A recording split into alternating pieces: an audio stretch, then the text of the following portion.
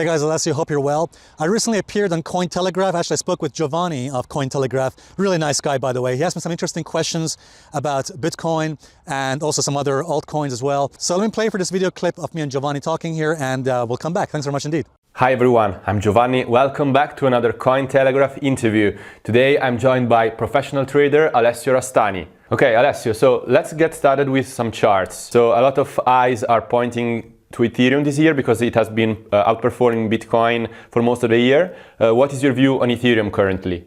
I'll make my analysis on Ethereum very quick because my main focus is usually on Bitcoin, but essentially I think that Ethereum also is going to benefit. I think Ethereum, one of the things that's interesting is Ethereum has not yet confirmed, as I'm making this, as we're making this video, I mean, it could change by the time people are watching this, but at the time we're making this video, Ethereum has not yet confirmed the breakout above the September highs, although maybe that will change soon. But Bitcoin has taken out the September highs. Ethereum hasn't done that just yet, at the moment anyway. I think once Ethereum confirms that, once Ethereum takes out the September highs, that also will be a very bullish factor. So I always like to combine Bitcoin and Ethereum together to get a better probability. Put it this way, if Bitcoin is going to go to 100,000, which I think is likely by next year, then I think the probabilities are that Ethereum is likely to go, well, my targets for Ethereum would also be for next year, or maybe perhaps by the end of this year, would be 6,280. Again, these are my targets, more likely to be next year, but 2022. But let's say 6,280, 7,800, and then 12,250. Some people may think these targets are rather conservative, rather tame, but I'm going to keep it modest and conservative. So that's 6,280, 7,800, and 12,250, potentially by the end of next year for Ethereum. And if Ethereum were to drop below the September lows, which I think carries a lower probability, but if that were to happen, then I would have to change my mind about those targets potentially, because that would change the structure of the charts. But those are my targets as long as Ethereum remains above the September lows. There are news coming out lately that a Bitcoin ETF might be approved soon. There are several of them that are being considered by the SEC currently. So what is your view on this issue? There are some analysts that say that this is gonna be not a game changer, since there are already a lot of access to Bitcoin investments for institutions as well. So it's not gonna be a game changer, as some people tend to believe. What is your view on this ETF approval? What kind of effect might have on Bitcoin? I think it's going to be bad news for Bitcoin. Let me explain why.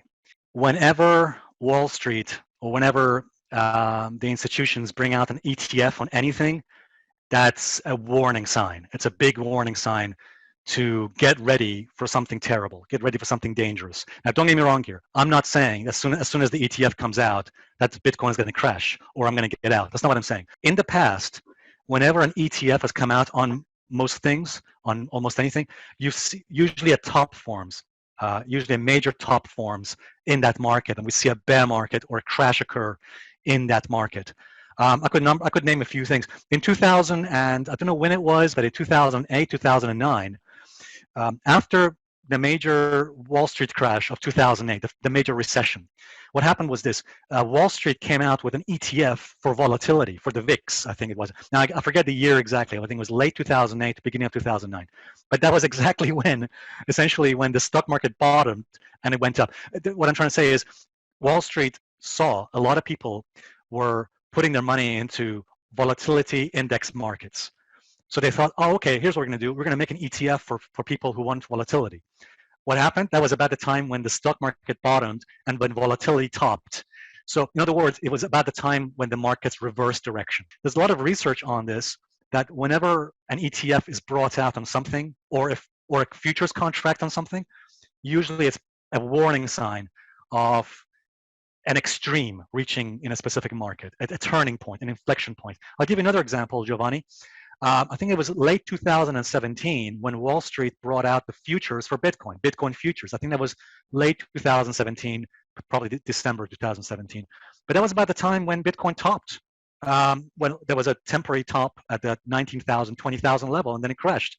So my point is, anytime Wall Street brings out something, whether it's a futures contract for something or ETF or something, it's a huge warning.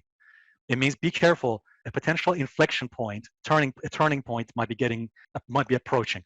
All right, that's an interesting perspective. Quite, I would say, counterintuitive, but let's see how it goes. Thanks a lot, Alessio, for coming on our show. That was super cool to talk to you. Thanks very much, Giovanni, and again, thanks for having me. All right, guys, hope this video helped. And by the way, do check out Cointelegraph and also check out their videos and subscribe to their videos as well. Giovanni is a great guy, and again, thanks very much to him for having me on his show. Thank you very much indeed, guys. I'll see you in the next video update. Cheers.